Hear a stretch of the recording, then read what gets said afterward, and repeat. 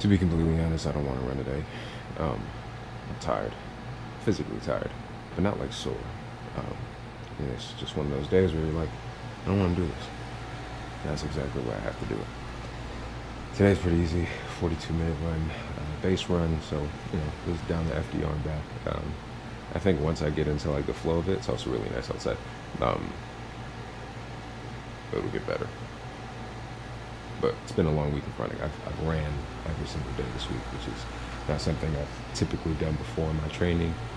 Usually get like one day of rest, but trying to trust the base and trying to like really lean into like the recovery runs. And also I'm getting really good sleep. So, according to my watch and the data that it's collecting, I'm good for a run today. So looks like we have to run. Mile one down. Did a 9:50 pace, which is good. On pace. Started off a little funky. Body's definitely tired. But we're in pace. We're in range. Like a 9:30, 9:25. So trying to pace it out. And do a little stretch when we get to like mile 2.3. When we reach the end of this road. But we're fucking doing it. It hurts. It sucks. But we're doing it. I'm fucking taxed. Absolutely taxed. It's a couple things I think I could have done differently, like stretched a little bit more last night. Stretched a little bit more specifically directly after the run because my body was already warm. I didn't really do that. There's usually a spot in Central Park that I like to do that at. I didn't do that here, so I think I fucked up a little bit. But also, I don't think it's, too crazy to beat tax at this point because I've been running like 7-8 days straight. So it's a lot. Today's just 42 minutes. We only got about 20 minutes left. Again, 9:55 pace. We're doing like we're averaging like 9:40. So solid stuff. Just got to run back up north and then the run's pretty much done before I even hit the bridge to take me back across the FDR to Thomas Jefferson Park. But, we're doing well. Could be worse. And the fact that we're running for like 8 days straight.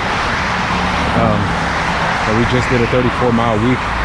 I mean, body hasn't done this yet, so just getting used to it. I think when I'm getting fatigued the most is when I'm trying to tap into the marathon brain. And what I mean by that is during the marathon, at least during my two experiences, there are these points during the marathon where like you get really tired and you're like, fuck, am I gonna finish?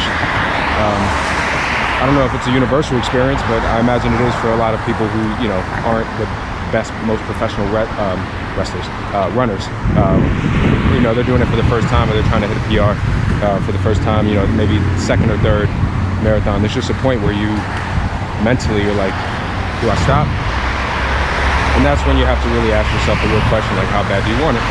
And I think right now I'm experiencing that like on a much smaller scale because, we just a little over 2 miles, not even that crazy in terms of like distance. Especially within a single day. I mean, like collectively, yeah, like in the past 8 days, I think this is, mile 36 already, which is the most I've done in a while. But just trying to find the reason why. And I think that's a huge piece of the puzzle when trying to like complete like long endurance things like this or anything that's hard. It's like, what's the reason why? Why are you doing this? And the manifestation of like imagining yourself crossing that finish line, I imagine myself crossing the finish line and like just flexing really fucking hard and yelling in excitement. First marathon I ever did, I was crying at the end, but it was tears of joy. So just imagining things like that, manifesting things like that, and just completing it. Not only completing it, but completing it within your goal time. So today's run is specifically hard. I'm gonna make it a point to stretch when I get back to Thomas J after the 42 minutes are up. Again, only 20 minutes left, but this is the point where you start to like really find out what you're made of and like grit. And I think sometimes my grit is coming out by like pushing harder and faster. I'm trying to like balance that grit with like just the actual grit of like staying within pace, which is like the 9:20 to like 10:20 range. That's like the green light that Garmin is giving me, the coach is giving me, the technology is giving me. So trying to stay within that range, still showing grit, but like not going too fast. And there's been times where I've gone a little too fast. It is a really fucking difficult incline going back up towards Carl Schurz. So we're gonna hit that, and then the rest of the way should be smooth sailing. Again, 20 minutes left. Should go by pretty easy. See what happens. No, we won't see what happens. We're gonna complete it, and then we'll see how we feel afterwards. The run is complete. Able to finish. Obviously, in the last recording, took a little break. Did some stretching real quick too, just to loosen the calves. Calves are pretty tight. I'm not gonna lie, the last 10 minutes were incredibly difficult. Last 5 minutes were incredibly difficult. It felt like the longest part of the run. And you know, you would think it's easier because yesterday we did a hour 27-minute run, but I think that's why it's so difficult. It's because, you know, I usually take a day off like after a long run, but like to run right after, I mean, you know, it's not an easy task. Did a good job of staying in pace though. Like I was pushing pretty hard, but ultimately, like, I was in pace. I think I capped off like a 9:40 pace or something like that. But like even toward the end, like I dipped a little into the 10s, and then I, you know, was trying to finish strong, so finished around like 9:35, 9:45 pace, within that range, just for that like last segment. But those last 3 minutes felt like a lifetime. But it's over. It's complete. Tomorrow we have a nice recovery run. It's gonna be about like 12-minute pace, so super light. I think what I'm gonna focus on mainly today is hydration, and stretching, and resting. We're gonna do a quick grocery stop, and then I have a self-tape, but in between that, I'm gonna try my best to just like lay down and rest my legs, and just get ready for the recovery run tomorrow. Try to rest as much as possible with that too, even though we're gonna go to jiu-jitsu at night, but during the day, you know, I work from home, so it's always a blessing. I can, you know, just rest, sit down, take it easy. It's a huge plus of working from home. Yeah, overall, good stuff going into this next week. It's pretty good stuff. I have a really long run on Saturday. It's an hour 47 minutes. I need to get me some gels stat. Probably stop by like a Target or something, because I'm definitely gonna need it.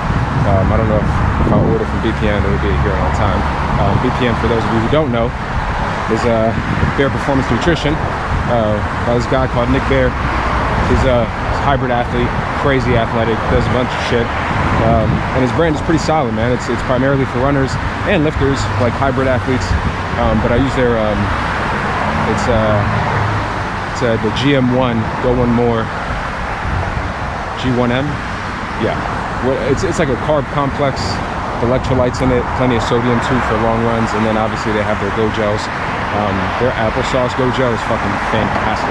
They also have a mango one that just came out too. It's amazing. So I don't have any in stock right now, so I have to get some for the long run, or try to get something, an equivalent of it. I'm gonna need it, and I want to get my body used to like digesting that, because it's definitely something I use during a marathon. Obviously, you know, utilize the aid stations as well, where they have the water and they have the electrolytes. But I want to get my body used to a specific formula, specific regimen, I should say, which would be like, you know, 2 scoops of the powder before the run, and then hydrating along the way. But the Go Gels, take those like during long runs, like every 4 or 5 miles. I want to get my body used to like tapping into those, because I'm definitely going to be using it during the marathon. So it's probably the hardest run so far this week, just after everything. This next week should be promising. Again, this was like the first full week of like marathon prep, so a lot of good stuff. Sprained my ankle yesterday, so still nurturing that, but it wasn't a factor during the run. You know, it does hurt like on top of my foot, but it wasn't much of a factor. But yeah, looking forward to this second week and seeing like how we marry the two, and just, you know, trying to anticipate, or trying to like just accept whatever comes and how I feel along the way, and just, you know, continue to trust the process.